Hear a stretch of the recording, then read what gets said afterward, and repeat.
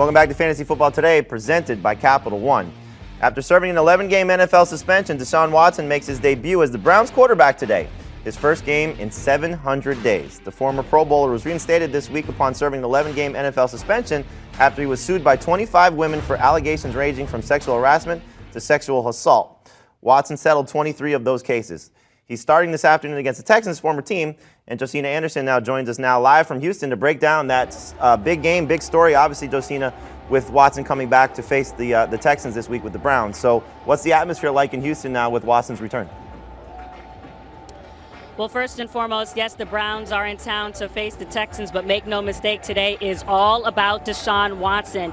Not only because this is the first time that we're going to see him in a regular season game in exactly 700 days, that being January 3rd, 2021, though we did see him in a preseason game back in August against the Jaguars, but also the first time that we're seeing him since that 11-game suspension after violating the league's conduct policy and having more than 20 women accuse him of sexual misconduct and sexual assault as defined by the NFL, settling 23 of 24 cases, as you mentioned, one of those dropped, and 2 criminal complaints, a $5 million fine, and also having to undergo mandatory counseling and treatment, though Watson has maintained his innocence and said that he has done no wrongdoing. But the question really will be, how is the atmosphere going to be? And I'll tell you, as of 10 a.m. local, he did come out here. He out on his knit cap.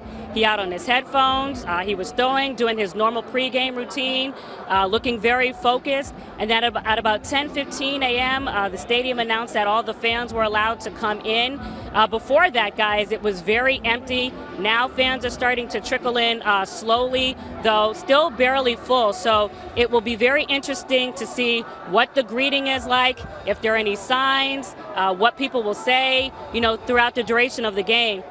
Now, one person that we do know will be in attendance is attorney Tony Busby, representing the plaintiffs that I just mentioned before. And we know that he is going to be bringing some of them to this game and hosting them in a suite here. So I did ask him over the phone why he chose to do that as opposed to having a pregame presser. And he said, we are not here to make any spectacle or anything like that. And so then I also asked Busby, so what is the purpose of having them come here today? What do you hope to accomplish? And he told me, quote, the message is this: most people expect that when the victims settle, they will go away. These women will not go away, and I'm very proud of that. So it will be interesting to see how that unfolds throughout the duration of the game, too. His agent will be on the sidelines as long as his throwing coach. So a lot happening on the sidelines even before the game happens, guys. Josina, just in terms of an on-field perspective, what do we expect to see from Deshaun Watson? Because in the preseason, very limited playing time, but he did not look good. There's obviously expected to be some rust. Just your expectations for Deshaun, the player, in this game as it unfolds. So I've been talking to, sources from the Browns organization leading into this game, and they were telling me and admitting to some degree that he did look rusty, as you would expect for someone being away from the game 700 days. But at the same time, players expressed their excitement from a football perspective as for him returning, noticing the energy that he brought to the field and also the zip that he has on the ball. Now, when I asked one of those sources how long they feel like it will take for Deshaun Watson to acclimate, expecting them to say maybe a quarter, 2 quarters, 3 quarters, they said, I think it's going to take all of about 4 plays. And I was like, really? And they said, I feel like Deshaun is ready. He mentioned that he's been playing football since he was 6 years old, and they do expect for it to come back to him relatively quickly. Now, I also spoke to his throwing coach early this morning at about 6 a.m. just to get an idea of what they were doing in his absence. And he said the idea was to try to mimic and have his practice regimen as close to what he would typically be doing. They took a lot of the plans from spring and summer and incorporated into his throwing regimen. So from about Monday to Friday, he would have about 60 to 100 throws a day, depending on what day it was, and making sure that he stayed in rhythm with what he was supposed to accomplish. So it'll be interesting, guys, to see if all of that translates to the field today.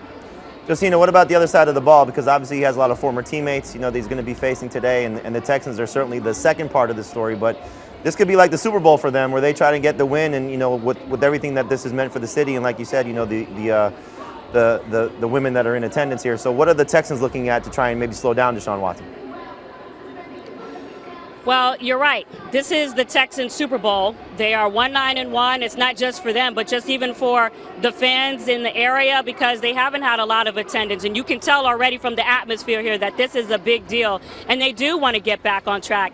And one thing I do want to mention that has not been reported, but I know happened in their last game, especially after they just continued to have adversity, is they had a little bit of a dust-up halftime, a little verbal altercation between some of the players and the coaches, as I know, just speaking to some of the sources from the Texans team, saying that they were just feeling like, the coaches sometimes put too much blame on them and not taking that accountability themselves. So first and foremost, they're just trying to recover from that and then get out here and show that they can still be competitive with their quarterback and with their running back and with their defense. So actually, I expect them to potentially have their best game of the season relative to the environment and just, overcoming what it is that I told you that they went through at halftime last week.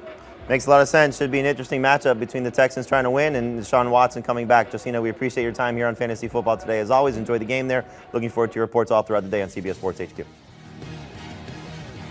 Make sure you check out all the action on CBS today. A lot of great games coming up at 1 o'clock Eastern, 4:25 Eastern as well. The big game's going to be between the Bengals and the Chiefs, and you'll see all the action on CBS as well as Paramount. Do you want a sports network that delivers everything that matters about the game? The highlights, the picks, the instant analysis, no yelling, no fake debates, no politics.